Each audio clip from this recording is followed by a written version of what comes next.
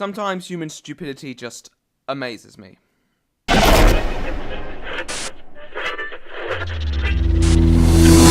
Hello, I'm The Right Opinion, and today we talk about nature. In the last couple of weeks, two stories in very quick succession of the same tragic nature caught my eye. One in which a man jumped into a lion's enclosure in a strangely elaborate attempt to commit suicide, and another where a 4-year-old child climbed into a gorilla enclosure and was subsequently grabbed by one of the gorillas. In both occasions, the animals had to be killed to prevent any loss of human life, which is really very sad, but also angering as well. How many more times will incidents like these continue to happen before we react to it? The silverback gorilla, which was killed, was an endangered animal, and lions are just as precious regardless of their conservation status. It's ironic that an animal taken out of the wild for preservation has been shot dead so brutally. It's also been argued that the silverback gorilla was in fact protecting the child, which makes the situation even more out of hand. However, I'm not doubting that to protect human life, that may have been the only course of action, as tranquilizers may not have worked fast enough in both instances. However, instead of having to react to these situations, is it not time we just went up for straight prevention? Firstly, I'd like to ask how a guy managed to access a fucking lion enclosure.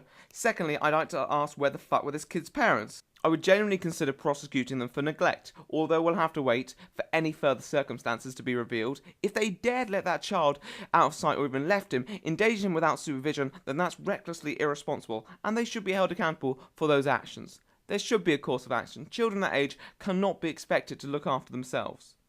But if we do have these sorts of enclosures for certain animals, I believe there should be a construct that prevents anyone from climbing into them. I know it may sound radical, but certain idiots have already shown they cannot be trusted with animals, and in my opinion, the rights of these animals include being protected from stupid bellends.